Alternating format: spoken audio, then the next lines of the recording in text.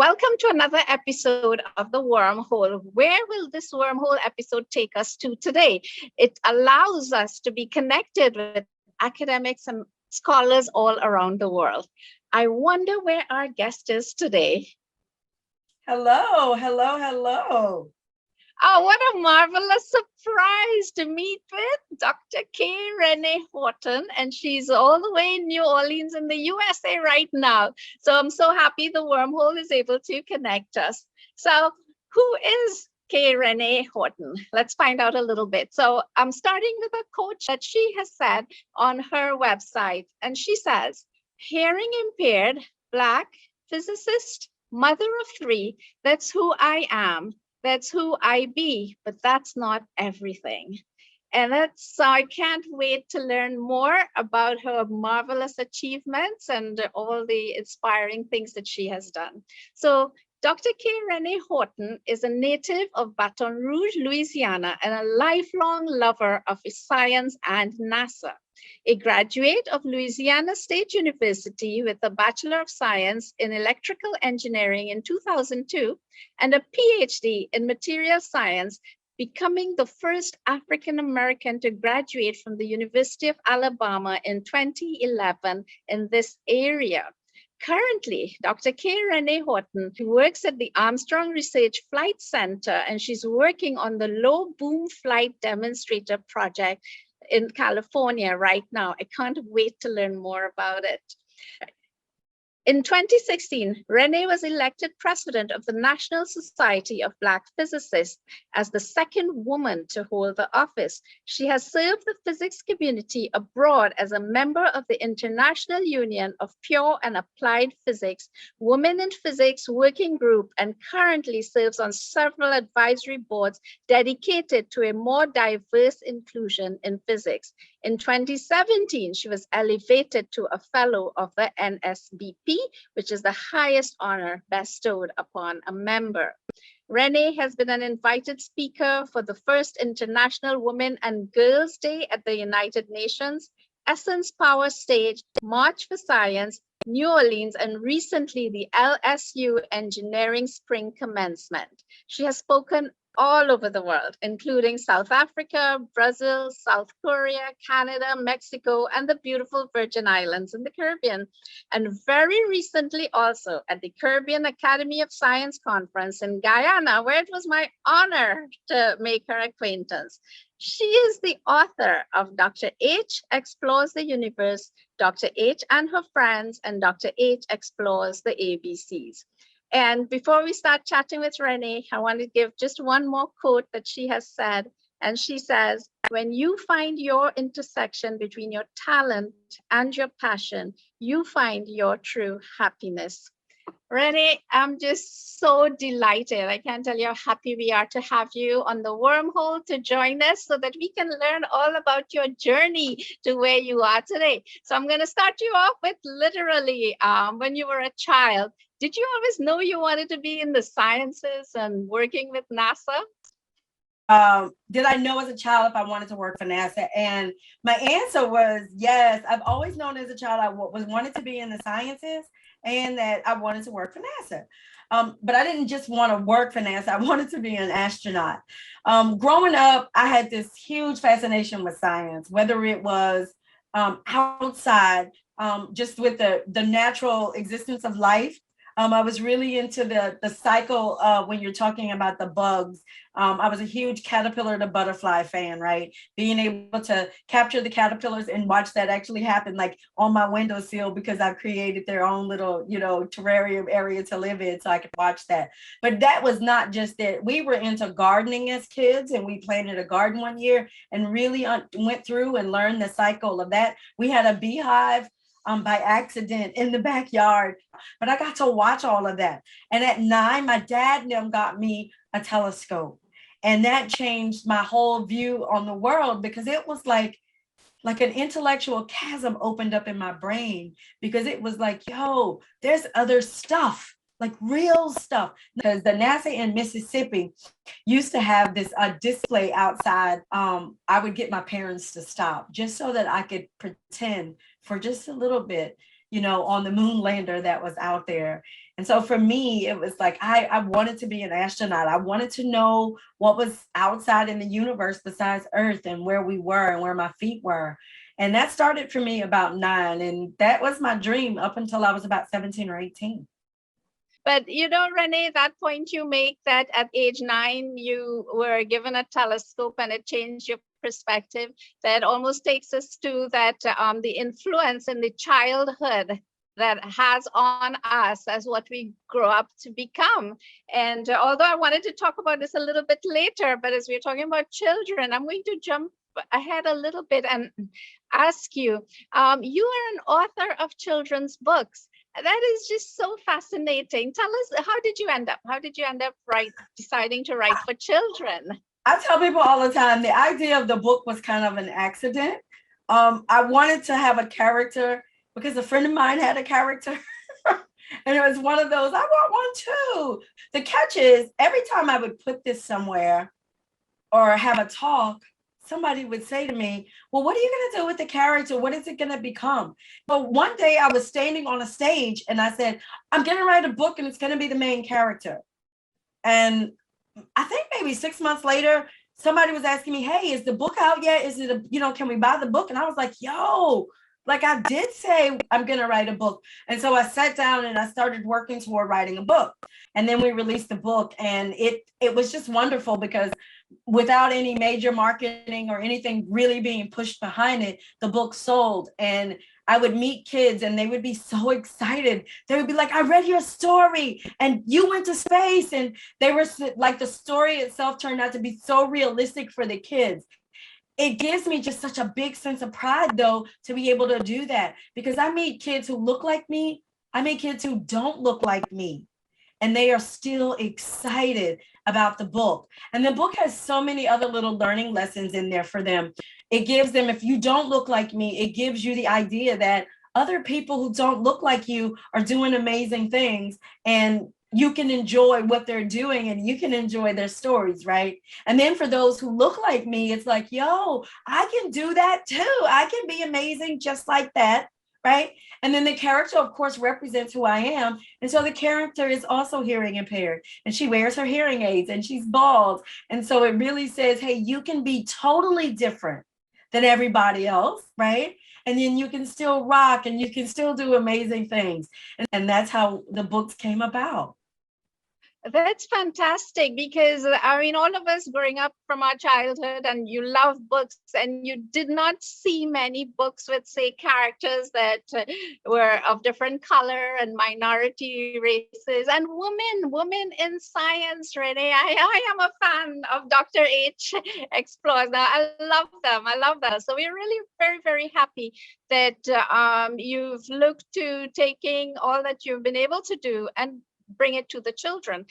You mentioned something just a little while ago, as a Black physicist and wanting to be an astronaut, and there's a role model for many young children. You're also hearing impaired.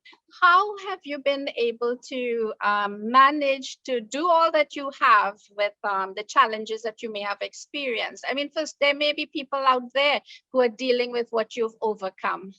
How has it been? I was diagnosed when I was 17 or 18, and not knowing if it was just a misdiagnosis going through school, because there were some things that happened in my childhood that kind of should have led us down the path that there was something wrong with my hearing. But instead, it led us down the path that, hey, let's fix her speech. And nobody ever retested my hearing. And so it wasn't until I was 17, about to turn 18, I was taking my physical for the Air Force, because I had come up with this brilliant plan. I graduated at 16. I decided to go into the Air Force, ROTC. I was going to become a pilot, become an astronaut, and that was going to be my life. It was going to be an amazing life, right? And at 17, about to turn 18, I actually found out that I had a significant hearing loss, and I did not qualify for the Air Force ROTC, which meant I also didn't qualify to be an astronaut. And for me, it was just heartbreaking that you could dream about something and someone else could take that dream from you. And I really didn't know in the beginning, like, how to rebound. So I ended up getting pregnant, dropping out of school, getting married, following my husband's career. And 7 or 8 years later, we separated. I came back home to Louisiana. And then when I had my daughter, decided to go back to school. So I went back to school with 3 kids. So when you hear I graduated in 2002 and then 2011, that was some trials and tribulations along the way, just simply having the 3 kids. And the most difficult thing, people ask, is it difficult having a kid? It was not totally difficult having the kids. There were some challenges with that, but the anxiety associated with my hearing loss is really great for me sometimes, just simply because when I'm dealing with that, I'm dealing with the fact that I'm wondering if people are questioning my intelligence. And so I often wonder if people are questioning my intelligence simply because if I miss something and then respond incorrectly, they don't really take it as it's my hearing or anything like that. They actually, I wonder if they're taking it as my intelligence. For me, that has been my biggest hurdle, has been just the anxiety associated with having what we refer to as like an invisible disability. You see me, you don't see anything that could be wrong or that I need accommodations for. And so the anxiety that is associated with it is what actually gets me sometimes. That's a very, very important point that you've raised, Renee, because even you're right, it's an invisible disability. If one just meets you, you will not realize that you are hearing impaired, and then the challenges that internally you experience with it. So it's very inspiring to know that you've not let it hold you back. And there are others who suffer from different types of disabilities, which are invisible, as you say. And but as we can see from our guest today, you don't have to let any of it hold you back, right? So you've done it. So what are some of your big proud moments in your career and in your personal life? I think for me, so in my personal life, being a mom and a grandma, the biggest moments I can have. I'm just very proud to be a mother and to be a grandmother. My grandson actually lives with me full time when his dad is away working. And so for him, he gets to see grandma and as a working grandma, because he actually travels with me when I speak. And so he gets to see that as well. He's seen me receive 2 very important awards already. So I think being a grandma is my biggest accomplishment personally, being a mom and a grandma personally. And then career-wise, I've had some moments that are just stellar. I worked on the Space Launch System program, and we just recently had a milestone with Green Run, where we were able to assemble this rocket for the very first time, take it, fire it up, and it fired. So to be able to be a part of that and to know that that team, which is a multi-talented, multifaceted team, could pull together and pull something off like that was huge for me. So that was a huge milestone in my career. Before that, though, I think one of the first big milestone in my career was when I had gone through graduate school. I went to school on NASA fellowships. And when I finally went to work for NASA as a civil servant, the very first project I was on was a hardware project that was going to make an adapter that was going to be a part of the exploratory mission for Orion. And they allowed us to write our names on that piece of equipment, on that piece of hardware. And for me, it was huge because it was like my life had become full circle right there at that moment, because it was my moment to go into space. So I wrote my name, the kid's name, my sister, my parents' name. But on that day, we all got to go into space together. And that was huge for me because they had been huge supporters of me going back to school with the 3 kids.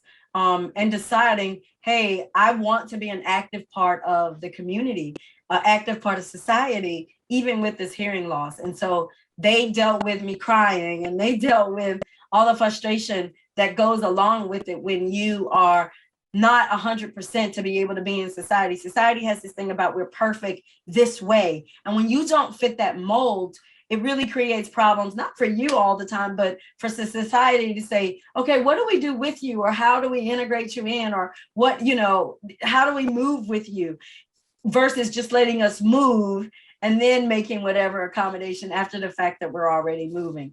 So those 2 were really huge for me. And then recently I stepped out of my comfort zone, and the project that I'm a part of now, which is the Low Bloom Flight Demonstrator Project, is out at Armstrong, which is out in California. And it's going to be the first time. It's a project where NASA proves out supersonic flight. And so for me, that's huge as well, because I have had the honor of working with NASA on 2 programs that were first-time programs.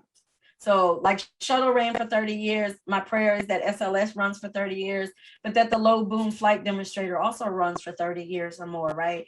That we do this plane, this demonstration of it, and then boom, it goes into production. So I've had some great highlights with NASA, just milestone wise and career wise. And personally, like I said, being a mom and a grandmom, that's my biggest accomplishment.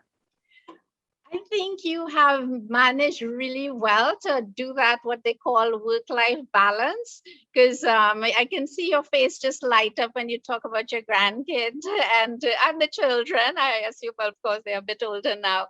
But Renee, it's fascinating listening to you because I think it's a marvelous story that's building here that we don't always know where our life will go.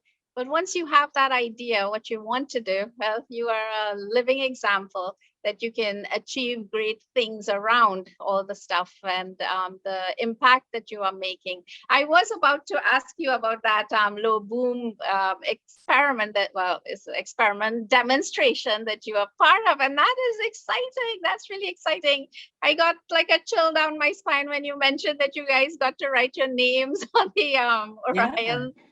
That is quite something. All right, so let me just move away from that a little bit now and ask you, as a woman in science and as a young girl in science coming right through over the last decade or so, do you think that you are seeing a difference for opportunities for women and women of color? I mean, it's more than one thing that ties one's hand according to the what you see under the normal curve, even as you said. And of course, in your case, you're also dealing with the hearing challenge as well. But how do you see? Do you see it's getting better for women in science?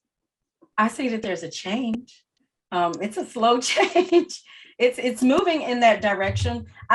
I think honestly, in the last decade that I've been a part of the science field and even doing this type of work, we should have made better strides than where we are. And right now we're at the point where kind of almost like our hands are tied, like we have to make the strides now to keep these young women in there, because you had attracted them and then there was a point where we were leaving the field faster than we were coming in the field. And if you honestly want the women to stay in the field, then there needs to be better conditions that are in the field. So I do see a change. Is it fast enough for me? No, it's not. I think that it should be a lot faster than what it is. And I don't like the idea that we get momentum and then it stalls. And then, we have to figure out that momentum again. And so for me, I wish like it was just a little bit faster. But yeah, I do see some change and some growth. Now, the opportunity wise, there have been a ton of opportunities that are out there. And that's because more women are fighting for more women to be in the field. And so I think as we pull together as a tribe of sisters to make sure that this field becomes what it should be, right? This should be easy access. It should be access for everyone. And it should be a place where it's inviting. And so as we as women fight for that, I think that's going to be what our change is. And there are definitely more women fighting to have more women in science. Yeah, I'm happy to see, like you say, it's going in the positive direction, even though if it may not be as fast as we'd like it. I like the concept of a tribe of sisters. So all the young women, older women, anyone who loves science and you're out there listening to us, we want all hands on deck to help women in science move forward. And Renee, just listening to you, it's very inspiring for the young girls to know that they can make a good positive contribution in this thing. Now, some of the myths, I started by saying myths, but I want to hear what you think about it. Sometimes even from childhood, you tend to hear that boys do better at engineering disciplines and they are better at maths, and it starts to affect your psyche, and that girls are perhaps not as good as that. Do you see this as a myth, or do you think there is something in how our brains different? What's your thoughts? Honestly, it's not really I don't think it's a myth. I think it's a lot of bogus bull, right? And the reason I say that is because I was a math kid growing up. I loved math, and I'm talking about the kind of math where my parents would say X, Y, and Z, and then I could give you the answer. The difference is I never had anybody telling me I couldn't do it. Whereas when my daughter came along, her teacher was constantly saying from first grade, yeah, girls just really aren't good at math. And so she was programmed from first grade to think she was not good at math. And so when it started to really count, like when she got to college, she was struggling. She could never get past that mental block that she was not good at math. So when someone is telling you you aren't good, and then you're seeing that, oh my God, there's only 3 girls in the class, maybe we really aren't good. You kind of psych yourself out of those things. So I think if you are telling these kids that they can do these things, right, that they're really good at these things. My grandson is 4. He enjoys washing dishes already. He enjoys helping grandma fold the laundry. He enjoys cooking in the kitchen. He also enjoys building his blocks. He enjoys playing with his cars. He enjoys learning about dinosaurs and catching turtles out of the bayou. Those are all very much boy things, right? For him, he doesn't understand that there are gender roles or gender defined society roles. And so for him, when he tries something or he wants to be doing something, he tries it. He's either good at it or he's not. And then we talk about practicing. Practice makes you really good. Go back and do that. So if we're in the kitchen and we're doing something. So I think that is where that comes from. Growing up in these households, the dad is saying, boys are good at math. You should be good at math, or you're good at engineering. You're going to grow up to be an engineer. Well, I think when we open the door and allow these kids to be able to find where their happy spot is, then they're good at whatever it is that they actually do. That's a fascinating perspective that you've shown us, because a lot of it is coming back to what we are exposed to in our childhood. And it's so important, Renee. I agree with you that we don't hear the negative messaging. And as you say, your own personal life example, that you were never actually told you couldn't do maths or engineering. And here you are. So apart from that, did you have any mentors growing up, any heroes that inspired you along the path that you took? I was such a NASA kid growing up in that whole space thing. I was in awe with Mae Jemison. She was amazing. And the idea that she was the first Black woman into space, it really was one of those things like, yo, that's something that I could do. Like I could be that growing up. For me, I was also very, very lucky. My dad was into computer programming, and then my aunt was in computer programming as well. And so I had people who were very close to me that I had access to, that I could look up to, that had careers and were working and very, very productive in the areas that they were in. So I got lucky as a child, I think. And my uncle was in the Air Force, and he was my biggest hero. He was the first person I knew that was in electronics. And he put together his own television. So for me, I had these role models and mentors right in my own home that I had direct access to be able to talk to. And then, I just generally ask questions. And Dr. Bernard Harris, people like that just really fascinated me, because they were doing amazing things. And it was like, yo, one day I'm going to be able to do amazing things. And indeed you have. Indeed you have. All right. So you have this program called Unapologetically Being in Inc. What is that about? Tell us. It's about mentoring. I wanted everybody to understand that STEM wasn't easy. Like, we're not always honest about that. We're not always honest about going through the program. And so when these students come, they're looking at us like, oh my God, I just can't make it. And you go, yes, you can, because I already went through that. And so we opened up the mentorship program to put some transparency in STEM, and also for these kids to know that they have an advocate. And so when we created Unapologetically Being, it was really so that students could learn to be who they were. Like, there's a way to be authentically who you are in this space, because when you aren't fighting with having to be something else for somebody else, what you bring intellectually to the table grows exponentially. And so we started working with these students in undergrad and graduate school so that they could be able to get to that level where they could pull their full potential. And I mean, really bring it to the table and really be able to soar. That's fantastic. I think the whole world needs to hear that too. I love it. I love it. Being unapologetically being whoever we are. So by now, our audience has already seen many facets of and the things that you do, Renee. So you write children's books. You're a motivational speaker. You are an engineer. You're working with aspects of the space program. What gives the most meaning to you? Being able to go out and touch these students and work with them and help them unlock their passion and help them get to the next level. I started a workshop called From Surviving to Thriving. And in that workshop, we just literally teach them some tools and some strategies to be able to work through so that they can learn to truly thrive. And then if we're making the next generation better, then we're moving the world into a positive direction. So right now, in this particular facet of my life, being a motivational speaker brings me the most joy right now. The catch is I get joy from all the things that I do. I don't do things that don't make me happy anymore. If I'm doing them and after a year, I'm not really happy with that, then I'm looking to change that to be able to pour into my own happiness. And so if I'm when the tough days come, right, I've already prepared myself, like there's going to be a tough day. There's going to be a tough day at the job. There's always a tough day at the job. There could be a tough season at the job. But the thing is, because I love it, because it brings me happiness and joy, I'm willing to work through the tough season, right? And I found that sweet spot where my talent and my passions actually intersect so that I can always be happy in the things that I'm doing.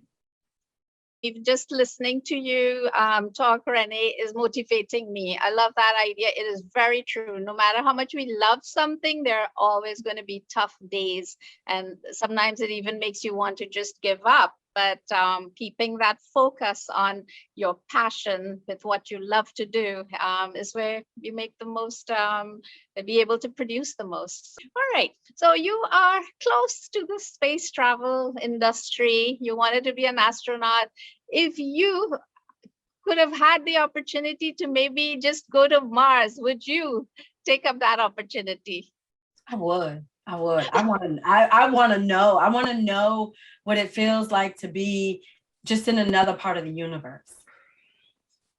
Yeah, that one was an easy one. I even as I said it, I'm like, okay, we know that. Yes. All of my characters get to go to outer space. We're working on a new book, and that new character is Ocean, and she is a multi-dimensional traveler. So that book, I love reading just a copy of it. Like when I'm going through it, there's always something else like, oh, we should do this. We should do that. We should make her do this too. Because I'm just so excited about just the idea of what those true possibilities could be. On the wormhole, there are some signature questions I ask all my guests. And actually, this is the 7th episode, and I've never gotten the same answer. So I'm going to ask you now. Renee, what superpower do you wish you had that you don't already have? Okay. Telepathy. I wish telepathy.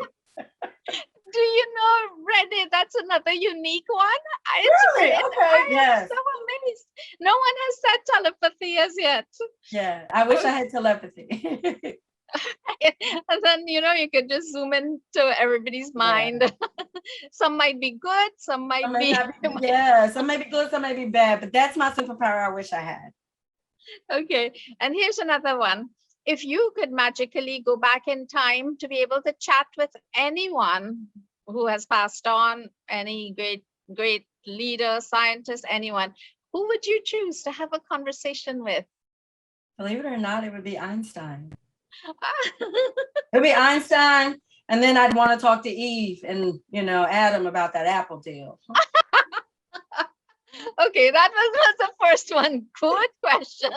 And do use your telepathy to let me know what they said. Telepathy before I talk to Einstein to see what we missed out on with him. But I want to go back to Adam and Eve and see who really touched that apple. Okay. I can't wait to find out. All right. So, you are an author of books, children books, and so on. What is your favorite book? Did you have an author that inspired you? Any particular books? I know this is crazy, but I loved when I was growing up, like the Genevieve Jones series. I don't know if everybody knows what that is, but I was loving the Genevieve Jones series. And this is crazy, but I was absolutely in love with the Reader's Digest. Oh wow, wow! I think that ability and to be able to enjoy reading, we really should encourage that more in our children. With this modern era of social media and so on, in my experience, I've found that children are sometimes reading less, and They are. nothing can replace that uh, reading books and what it does for your ability to think. Even my team, when we decided to do the books, we decided not to do a digital version. Oh, really? That's So fascinating. we do not have a That's digital version, specifically so that children were not downloading it on a phone or an iPad or any of that. You have to get the book.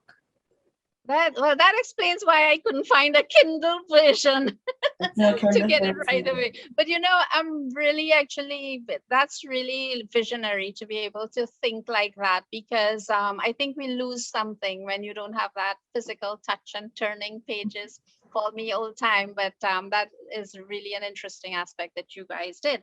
All right, so we will be wrapping our interview shortly. And with it, I just one or two questions I will ask you still, Renee, so we get an insight into your mind. Do you have anything on your bucket list? I do not have a quote unquote bucket list that would go on like over time. There may be, I love traveling. And so I would say, like on a generic bucket list, I choose a place to visit every year that's outside of the US. That's kind of an everlasting bucket list. And I've been to Trinidad and I love Trinidad and Tobago. If I could go back and just do something just to be there, I definitely would. I'm a beach girl. So when it comes to the Caribbean, I absolutely love, being there and being able to soak all of that up. But I'm so happy to hear that you have been to Trinidad. Anytime, you've open invitation, you got to go to Maracas Beach and we got to get you some more doubles and shark and bake. What would be your message to the world? everything that you want is truly possible. You just have to really buckle down, focus, and then go after it. And no matter how hard it gets, it's worth it at the end. So they always talk about going through the storm, but those rainbows at the end are absolutely beautiful. When you are focusing on who you are, and if you want to truly be happy about who you are and the impact that you leave on the world, you've got to work for that. You've got to be willing to make the sacrifice.